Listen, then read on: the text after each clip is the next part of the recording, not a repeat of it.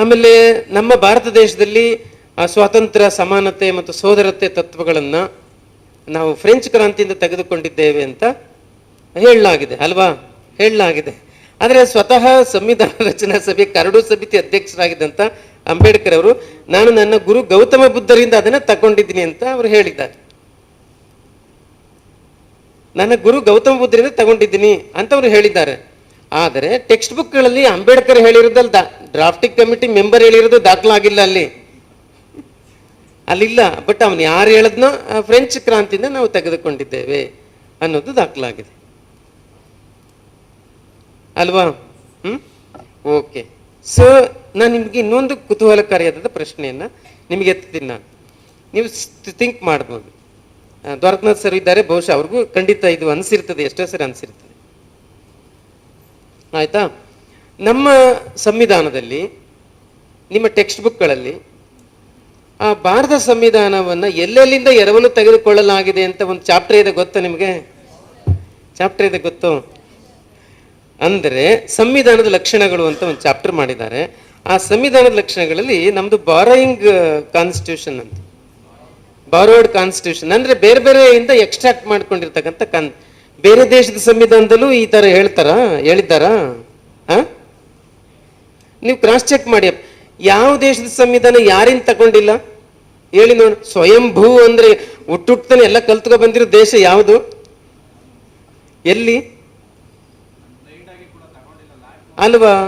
ನಿಜ ತಾನೆ. ಕುವೆಂಪು ಏನ್ ಹೇಳ್ತಾರೆ ಗೊತ್ತಾ? ಒಬ್ಬ ಕವಿಯ ಕೈ ಇನ್ನೊಬ್ಬ ಕವಿಯ ಜೇಬಿನಲ್ಲಿ ಇರುತ್ತದೆ ಅಂತ ಹೇಳಿದ್ದಾರೆ ಅವರು. ಒಬ್ಬ ಕವಿಯ ಕೈ ಇನ್ನೊಬ್ಬ ಕವಿಯ ಜೇಬಿನಲ್ಲಿ ಇರುತ್ತದೆ ಅಂತ ಹೇಳಿದ್ದಾರೆ. ನಾಲೆಡ್ಜ್ಗೆ ವಾರಸುದಾರರು ಯಾರು? ವಾರಸುದಾರರು?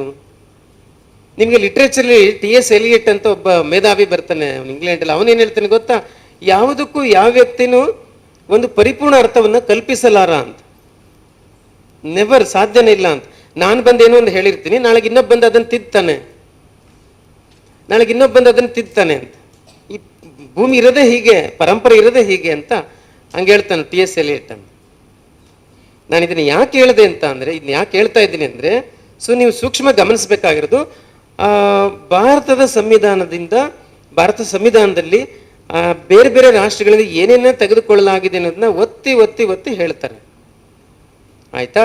ಹಂಗೇನೆ ಭಾರತದಲ್ಲಿದ್ದಂಥ ಬುದ್ಧನಿಂದ ಅಥವಾ ಬಸವಣ್ಣನಿಂದ, ಸಂತ ಕಬೀರರಿಂದ, ರವಿದಾಸರಿಂದ ಅಥವಾ ನಮ್ಮ ವಚನ ಪರಂಪರೆ ಇದೆಯಲ್ಲ ಅವರಿಂದ ಏನಾರು ತಗೊಂಡಿದ್ದಾರೆ ಅಂತ ಎಲ್ಲರೂ ನಿಮ್ಗೆ ಚಾಪ್ಟರ್ಲಿ ಹೇಳಿದಾರಾ? ನಿಮ್ಮ ಟೆಕ್ಸ್ಟ್ ಬುಕ್ಗಳಲ್ಲಿ ಇದೆಯಾ? ಪಾಲಿಟಿ ಟೆಕ್ಸ್ಟ್ ಬುಕ್ಗಳಲ್ಲಿ ಇದೆಯಾ? ನೋಡಿ ಎಷ್ಟು ಹಿಪೋಕ್ರಸಿ ಇದೆ ಅಂತ ಸೂಕ್ಷ್ಮವಾಗಿ ಅಬ್ಸರ್ವ್ ಮಾಡಿ ಅಂತ. ಫಾರಿನಿಂದೆಲ್ಲ ಬಾರೋ ಮಾಡಿರೋದನ್ನೆಲ್ಲ ನೀವು ಅಷ್ಟೊಂದು ಕಾಳಜಿಯಿಂದ ಒತ್ತಿ ಹೇಳೋರು, ಅರೆ ಬುದ್ಧನಿಂದ ಏನೇನು ತೆಗೆದುಕೊಂಡಿದ್ದಾರೆ ಅಂತ ಹೇಳಿಲ್ವಲ್ಲ, ಯಾಕೆ?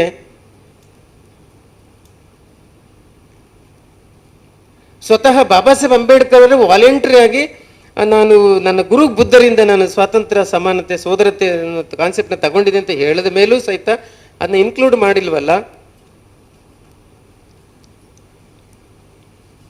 ಇದನ್ನ ನೀವು ಥಿಂಕ್ ಮಾಡಬೇಕು. ಇದು ಎಷ್ಟು ಸೂಕ್ಷ್ಮದ ಪಾರ್ಟ್. ಅಂದರೆ ಬೇರೆ ದೇಶಗಳಿಂದ ತಗೊಂಡಿರೋದನ್ನ ನೀವು ಅಷ್ಟು ಸೀರಿಯಸ್ ಆಗಿ ಹೇಳಿದ್ದೀರಾ, ಆಯಿತು. ಅಫ್ಕೋರ್ಸ್ ನಿಮಗೆ ಆ ಕಾನ್ಸ್ಟಿಟ್ಯೂಂಟ್ ಅಸೆಂಬ್ಲಿನಲ್ಲಿ ಫಸ್ಟು ಸಚ್ಚಿದಾನಂದ ಸಿನ್ಹಾ ಅನ್ನೋರು ಹಂಗಾಮಿ ಅಧ್ಯಕ್ಷರಾಗಿದ್ರು, ಗೊತ್ತಾ? ಅವರು ಸ್ಪೀಚ್ ನೀವು ಓದಿದ್ದೀರೋ ಇಲ್ವೋ ಗೊತ್ತಿಲ್ಲ, ಒಂದ್ಸರಿ ಓದಿ ಅದನ್ನು, ಅವ್ರ ಸ್ಪೀಚ್ ಓದಿ. ನನಗೆ ನಿಮಗೆ ಟೈಮ್ ಇದ್ದು ನಾನು ಓದೇ ಬಿಡ್ತೀನಿ, ಒಂದೇ ನಿಮಿಷ. ಸಚ್ಚಿದಾನಂದ ಸಿನ್ಹಾ ಅವರು ಹೇಳ್ತಾರೆ, ನಮ್ಮ ದೇಶದ ಸಂವಿಧಾನವನ್ನು ನಾವು ರಚನೆ ಮಾಡುವಾಗ ಎಲ್ಲೆಲ್ಲಿಂದ ತಗೋಬೇಕು, ಏನೇನು ನೋಡಬೇಕು, ಏನೆಲ್ಲ ಗಮನಿಸಬೇಕು ಅಂತ ಅವರು ಮಾತಾಡ್ತಾರೆ. ಕೆಲ ಮಟ್ಟಿನ ಅನುಕೂಲವನ್ನು ಪಡೆಯಲು ನಾವು ತಿರುಗಿ ನೋಡಬಹುದಾದ ಸಂವಿಧಾನವನ್ನು ಹೊಂದಿರುವ ಯುರೋಪಿನ ಇನ್ನೂ ಒಂದೇ ಒಂದು ದೇಶವೆಂದರೆ ಫ್ರಾನ್ಸ್. ಅವ್ರು ಮಾತಾಡಿದ್ರು. ಆಯ್ತಾ? ಫ್ರೆಂಚ್ ರಾಜಪ್ರಭುತ್ವವನ್ನು ಕೆಳಗುರುಳಿಸುವಲ್ಲಿ ಯಶಸ್ವಿಯಾದ ಫ್ರೆಂಚ್ ಕ್ರಾಂತಿಯ ಆನಂತರ 1789ರಲ್ಲಿ ಅದರ ಪ್ರಥಮ ಸಂವಿಧಾನ ರಚನಾ ಸಭೆಯು ಸೇರಿತು. ಆದರೆ ಅಲ್ಲಿಂದ ಮುಂದಕ್ಕೆ ಕಾಲಕಾಲಕ್ಕೆ ಫ್ರೆಂಚ್ ಗಣರಾಜ್ಯ ವ್ಯವಸ್ಥೆ ಸರ್ಕಾರವು ಬದಲಾಯಿಸುತ್ತಾ ಬಂದಿದೆ ಮತ್ತು ಈಗಲೂ ಕೂಡ ಹೆಚ್ಚು ಕಡಿಮೆ ಬದಲಾವಣೆಯನ್ನು ಹೊಂದುವ ಮೂಸೆಯಲ್ಲಿಯೇ ಇದೆ. ಆದ್ದರಿಂದ ಸ್ವಿಸ್ಗೆ ಹೋಲಿಸಿದರೆ ಫ್ರೆಂಚ್ ವಿಧಾಯಕ ಕಾನೂನಿನ ವ್ಯವಸ್ಥೆಯನ್ನು ಅಧ್ಯಯನ ಮಾಡುವುದರಿಂದ ಹೆಚ್ಚಿನ ಪ್ರಯೋಜನವನ್ನು ಪಡೆದುಕೊಳ್ಳಲು ನಿಮಗೆ ಸಾಧ್ಯವಾಗದೆ ಹೋಗಬಹುದಾದರೂ ಅದನ್ನು ಒಮ್ಮೆ ಅಧ್ಯಯನ ಮಾಡುವ ಮೂಲಕ ನಿಮ್ಮ ಮುಂದಿರುವ ಕೆಲಸವನ್ನು ಸಿದ್ಧಪಡಿಸುವಲ್ಲಿ ಸಾಧ್ಯವಾದ ಯಾವ ಪ್ರಯೋಜನವನ್ನಾದರೂ ಯಾಕೆ ಪಡೆದುಕೊಳ್ಳಬಾರದು ಎನ್ನುವುದಕ್ಕೆ ಯಾವ ಕಾರಣವೂ ಇಲ್ಲ ಅಂತಾರೆ. ಆಯ್ತಾ? Just one statement. ಆಮೇಲೆ ಮುಂದೆ ಕೇಳ್ತಾರೆ, ಅಮೆರಿಕದ ಈ ಮಹಾನ್ ಸಂವಿಧಾನವನ್ನೇ ಬಿಟ್ಬಿಟ್ಟು ಮುಂದಕ್ಕೆ ಓದ್ತಾ ಇದ್ದೀನಿ, ಎಲ್ಲ ಓದಬಾರ್ದಂತ, ನೀವು ಆಮೇಲೆ ಓದ್ಕೊಳ್ಳಿ. ಅಮೆರಿಕದ ಈ ಮಹಾನ್ ಸಂವಿಧಾನವನ್ನೇ ಮುಂದಿನ ಎಲ್ಲ ಸಂವಿಧಾನಗಳಿಗೆ ಸಹಜವಾಗಿಯೇ ಮಾದರಿಯನ್ನಾಗಿ ತೆಗೆದುಕೊಳ್ಳಲಾಯಿತು. ಫ್ರಾನ್ಸ್ ಅಷ್ಟೇ ಅಲ್ಲ, ಕೆನಡಾ, ಆಸ್ಟ್ರೇಲಿಯಾ ಮತ್ತು ದಕ್ಷಿಣ ಆಫ್ರಿಕಾಗಳಂಥ ಕಾಮನ್ವೆಲ್ತ್ ಅಧಿಪತ್ಯದಲ್ಲಿದ್ದಂಥ ಸ್ವರಾಜ್ಯಗಳು ಕೂಡ ಅನುಕರಿಸಿದವು.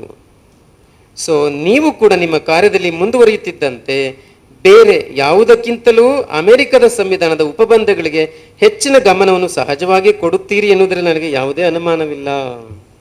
ಸೊ ನೀವು ಫೋಕಸ್ ಮಾಡಬೇಕಂತ ಅವ್ರು ಹೇಳ್ತಾ ಇದ್ದಾರೆ. ಫ್ರೆಂಚ್ ಸಂವಿಧಾನವನ್ನು ಗಮನಿಸಿ ಅಂತ ಹೇಳ್ತಾ ಇದ್ದಾರೆ, ಮತ್ತು US ಸಂವಿಧಾನವನ್ನು ಗಮನಿಸಿ ಅಂತ ಅವ್ರು ಹೇಳ್ತಾ ಇದ್ದಾರೆ. ಹಿಂಗೆ ಎಲ್ಲ ಹೇಳಿದ್ದಾರೆ ಅವರು. ಅಮೆರಿಕದ ಸಾಂವಿಧಾನಿಕ ವ್ಯವಸ್ಥೆಯನ್ನು ಆಸ್ಟ್ರೇಲಿಯಾ ಮತ್ತು ದಕ್ಷಿಣ ಆಫ್ರಿಕಾದ ಸಂವಿಧಾನಗಳನ್ನು ರೂಪಿಸುವ ಯೋಜನೆಗಳ ಸಿದ್ಧತೆಯಲ್ಲಿ ಹೆಚ್ಚು ಕಡಿಮೆ ಪೂರ್ತಿಯಾಗಿ ಅಳವಡಿಸಿಕೊಳ್ಳಲಾಗಿದೆ ಅಂತೇಳಿ ಅವರು ಹೇಳ್ತಾ, ಅದನ್ನು ಸಾರಾಸಗಟಾಗಿ ಅಳವಡಿಸಿಕೊಳ್ಳಬೇಕಾದ ಅಗತ್ಯವಿಲ್ಲ. ನಿಮ್ಮದೇ ದೇಶದ ಅಗತ್ಯಗಳು ಮತ್ತು ಅವಶ್ಯಕತೆಗಳಿಗೆ ಅದರ ಉಪಬಂಧಗಳನ್ನು ವಿವೇಚನೆಯಿಂದ ಪರಿವರ್ತಿಸಿಕೊಳ್ಳಬೇಕು. ನಮ್ಮ ಸಾಮಾಜಿಕ, ಆರ್ಥಿಕ ಮತ್ತು ರಾಜಕೀಯ ಜೀವನದ ವಿಶಿಷ್ಟ ಪರಿಸ್ಥಿತಿಗಳ ಕಾರಣದಿಂದಾಗಿ ಅಗತ್ಯವಾದ ಅಥವಾ ಅತ್ಯವಶ್ಯಕವಾದ ಅಂತ ಮಾರ್ಪಾಡುಗಳನ್ನು ಮಾಡಿಕೊಳ್ಳಬೇಕು ಅಂತ ಅವರು ಹೇಳ್ತಾರೆ ಅಂತ ಹೇಳಿದ್ದಾರೆ. ಸೊ ಇದರ ಅರ್ಥ ಏನಂದ್ರೆ ಇದೇನು ಸಹಜ, ಇದೇನು ದೊಡ್ಡ ಸ್ಪೆಷಲ್ ಅಲ್ಲ ಅಂತ. ಒಂದು ದೇಶ ಇನ್ನೊಂದು ದೇಶದ ಸಂವಿಧಾನವನ್ನು ನೋಡಿ ತನಗೆ ಬೇಕಾದಂತೆ ಮಾರ್ಪಡಿಸಿಕೊಳ್ಳುವ, ತನ್ನ ದೇಶದ ಸೋಷಿಯೋ ಎಕನಾಮಿಕ್ ಕಂಡೀಷನ್ಸ್ ತಕ್ಕಂತೆ ರೂಪಿಸಿಕೊಳ್ಳುವಂಥದ್ದು ಒಂದು ಸಾಮಾನ್ಯವಾದಂಥ ವ್ಯವಸ್ಥೆ. ಬಟ್ ನಮ್ಮ ಭಾರತದ ಸಂವಿಧಾನದ ಟೆಕ್ಸ್ಟ್ ಬುಕ್ಗಳಲ್ಲಿ ಅದನ್ನೊಂದು ದೊಡ್ಡ ಅಪರಾಧ ಅನ್ನೋ ಥರನೋ, ಅಥವಾ ವಿದ್ಯಾರ್ಥಿಗಳಿಗೇನು ಗೊತ್ತಿರಲ್ವಲ್ಲ, ಇದೇನು ಸ್ಪೆಷಲ್ ಎಲ್ಲ ಬಿಡ್ರಿ, ಇಲ್ಲಿಂದ ಅಲ್ಲಿಂದ ಎಲ್ಲ ಎತ್ಕೊಬಂದು ಮಾಡಿರೋದು ಅಂತ ತಲೆಯಲ್ಲಿ ಕೂತ್ಕೋಬೇಕು ಅವ್ರಿಗೆ ಅಷ್ಟೇ, ಹಂಗೆ ಹೇಳಲಾಗಿದೆ. ಸೊ ನಾನು ಅದನ್ನೇ ನನ್ನ ಅಬ್ಜೆಕ್ಷನ್ ಮಾಡಿ ಹೇಳ್ತಾ ಇದ್ದೀನಿ, ಒತ್ತಿ ಹೇಳ್ತಾ ಇದ್ದೀನಿ. ನೀವು ಬೇರೆ ದೇಶಗಳಿಂದ ಬಾರೋ ಮಾಡಿರೋದನ್ನ ಇಷ್ಟು ಸ್ಪೆಷಲ್ ಆಗಿ ಹೇಳಿರೋದ್ರಿಂದ ಟೆಕ್ಸ್ಟ್ ಬುಕ್ಗಳಲ್ಲಿ ನಮ್ಮ ದೇಶದ ಶರಣರು, ಸಾಧುಗಳು, ಮಹಾಪುರುಷರುಗಳಿಂದ ಇನ್ಫ್ಲುಯೆನ್ಸ್ ಆಗಿರೋದನ್ನ ನೀವು ಯಾಕೆ ಹೇಳಿಲ್ಲ ಅನ್ನೋದು ಮುಖ್ಯವಾದಂಥ ಒಂದು ಸಂಗತಿ ಅಲ್ವಾ? ಕರೆಕ್ಟ್ ತಾನೆ ಅಂತ ಆಯಿತು. ಅದನ್ನು ಥಿಂಕ್ ಮಾಡಿ ನೀವು ಅದ್ರ ಬಗ್ಗೆ ಯೋಚನೆ ಮಾಡಿ. ಖಂಡಿತ ನಾನು ಯೋಚನೆ ಮಾಡ್ತೀನಿ, ಇದ್ರ ಬಗ್ಗೆ ಇನ್ನೂ ಬರೆಯೋದಿದೆ, ಖಂಡಿತವಾಗ್ಲು ನನಗೂ ಇನ್ನೂ ಬೇಕಾದಷ್ಟು ಬರೆಯೋದಿದೆ ಅಂತ ಅನಿಸಿದೆ ಇದ್ರ ಮೇಲೆ.